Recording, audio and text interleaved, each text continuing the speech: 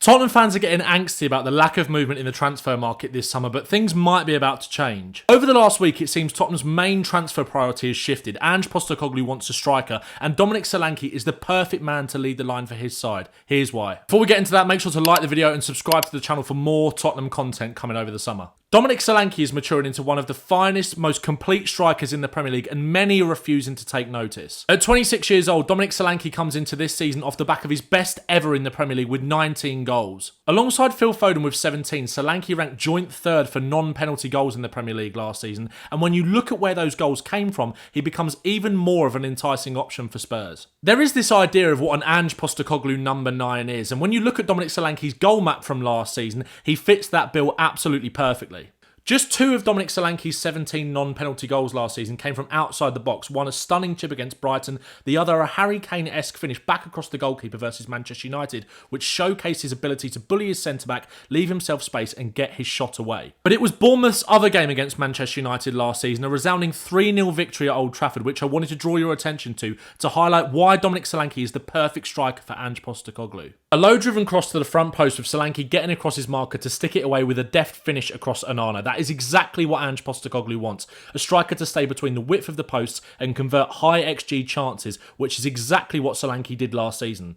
5 of his Premier League goals last season came from within the 6-yard box, and his 19 goals came from an XG of 19.63. We can't all be Son Heung-Min, can we? These numbers are remarkably similar to Richarlison's last season at Spurs, with just 1 of his 11 goals coming from outside the box, the rest clustered in and around that 6-yard area. Think of Richarlison's goals against Liverpool and Everton last season, getting himself into areas to sweep home simple chances from low crosses, something that Solanke mastered so well under Iraola. Spurs created the 3rd highest amount of open play XG in the Premier League last season, so there will be plenty of chances for Dominic Solanke if he comes to White Hart Lane this summer. Just like Richarlison, one of Solanke's biggest strengths is when he's playing with his back to play, not just bringing other players into it, but using his body to snuff out chances in the box. Take a look at his goals against Luton and Aston Villa in the Premier League last season. His composure in the box is insane. The back heel against Luton through the legs of the defender, followed by the deft finish, while against Aston Villa, the turn and spin to finish has become something Bournemouth fans have become accustomed to seeing at the Vitality over the last few years. The big difference between Dominic Solanke and Richarlison is availability. Spurs have a long season ahead of them next year being back in the Europa League and simply cannot afford their main number 9 to be missing as much as Richarlison was last year. Some fans might say Solanke isn't a huge upgrade on Richarlison, which might be true. Richarlison's per 90 numbers in the Premier League were more impressive than Solanke's last season, but as the old saying goes, the best ability is availability. Solanke played every single game in the Premier League for Bournemouth last year, while Richarlison started just 18 games for Spurs. Let's talk about Dominic Solanke's all-round game. Andoni Iraola's move to Bournemouth transformed the fortunes of the club and has in turn been crucial in Solanke's all-round development. Many Spurs fans have questioned whether Dominic Solanke would start for any of the other big 6 sides in the Premier League, but his incredible pressing numbers prove he's ready to lead the line for a top club that presses from the front. Last season, Dominic Solanke led the Premier League for pressures in the final third, and pressures in the final third resulting in a turnover. He's an incredibly hard worker, and as we know, relentless high pressing is a non-negotiable principle for Ange Postecoglou. And as you can see from the fact that he had the most pressures resulting in Bournemouth winning the ball back, he's a clever presser. He's not just aimlessly running around. Bournemouth had the joint 4th lowest PPDA, passes per defensive action, in the Premier League last season, while Tottenham had the lowest. What that means is Dominic Solanke would be joining the most intense pressing team in the Premier League from last season, so that experience under Andoni Iraola in that system change for Bournemouth is vital. As we know, last season Tottenham scored a lot of goals from quick direct counter-attacks under Ange Postecoglou, getting the ball to the wide men as quick as possible. And last season Bournemouth were one of the quickest, most direct transitional counter-attacking sides in the Premier League, with pace from wide areas key, but it often saw Solanke occupying a deeper role to set those wingers free. This massively improved his on-the-ball technical ability, something that has been questioned in the past. Solanke is also excellent running in behind too, another key facet that would make him even more deadly at Spurs. Bournemouth were the 2nd quickest team in the Premier League progressing the ball up the field last season, with 89 direct attacks, resulting in a shot or a touch in the box, the 4th highest amount behind Chelsea, Liverpool and Manchester United. This would mean Solanke's timing of the run would have to be exceptional given the pace in which Bournemouth would break forward. Solanke has become incredibly well-rounded over the last couple of seasons, a box striker who can finish, who can press, who can drop deep and link up play. There's not much he can't do. Oh, and he's got an incredible song too. That helps. Dum dum dee dum dum dum Solanke.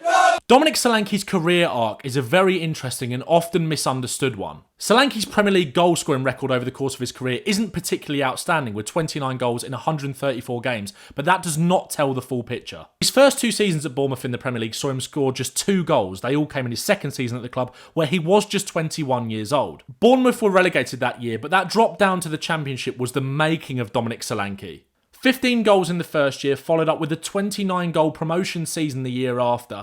That's 8 more goals than Victor Gyökeres's best Championship season that earned him a move to Sporting Lisbon, by the way. 7 goals in the Premier League followed in 22-23, along with 7 assists. Again, this was another season for Bournemouth trying to fight off relegation. This context matters. Some Spurs fans have been quick to dismiss Dominic Solanke as a striker option for Spurs this summer, deeming his goal tally over his career underwhelming and the signing itself unambitious, with many preferring a move for Sporting Lisbon's Victor Gyökeres. The irony is that Dominic Solanke and Victor Gyökeres are the same age and are both excellent examples of late bloomers as strikers, as in fact is Ivan Toney, another striker many Spurs fans would prefer us to sign over Dominic Solanke this summer. Ivan Toney is in fact 2 years older than Dominic Solanke, and Solanke is running much hotter coming into this Premier League season in comparison to Ivan Toney last year. Of course, Victor Gyökeres passes the eye test. He's an incredible striker who would no doubt improve Tottenham. But this is a striker with a bigger price tag who is the same age as Dominic Solanke, who has never played in the Premier League. Context matters. If you're going to define Dominic Solanke's career up to this point as one good season, then what do you say about Victor Gyökeres? Ollie Watkins at 28 years old is another example of a late bloomer as a striker. He is hitting his peak now. Sometimes it just takes the right manager, the right club, or the right move for a player to really kick on. Solanke has got so much of his career ahead of him. He's 27 later this year, and in my opinion, his trajectory is only going one way. Dominic Solanke is ready for that big move, and he is the smartest option out of all of the strikers on the market for Spurs this summer, despite the price tag. So, will Tottenham sign Dominic Solanke? Solanke, interestingly, wasn't in the squad for Bournemouth's pre-season game against Rayo Vallecano on Sunday, adding to speculation that he might be moving away from the club. The official line is that Solanke is injured, but other sources claim personal terms have already been agreed and that Bournemouth are already looking at replacement options. Solanke will cost a lot of money. Like, a lot. £65 million levels of a lot. But Spurs are trying to get under that release clause, preparing to offer players plus money in return for Dominic Solanke's signature this summer. If Spurs really want a striker this summer, I feel like they get this one done. As I mentioned at the start of the video, it feels like Tottenham's priority target has shifted maybe from a winger to a number 9. And if they really want Dominic Solanke this summer, I feel like they make this happen. Might sound crazy, but £65 million for an English homegrown Premier League proven goalscorer isn't as quite an eye-watering fee as it may sound. Bournemouth are adamant that Dominic Solanke won't be sold unless the release clause is met this summer, but we'll have to wait and see. My prediction, if Dominic Solanke does come to Tottenham this summer, he will win over the doubters very, very quickly. His tenacious hard work mixed with his ability to find the back of the net would make him a fan favourite as well as a manager's favourite in no time. Let me know in the comments below which striker you would like to see Tottenham Hotspur sign this summer. Make sure to like the video and subscribe to the channel for more Tottenham content. Up the Spurs.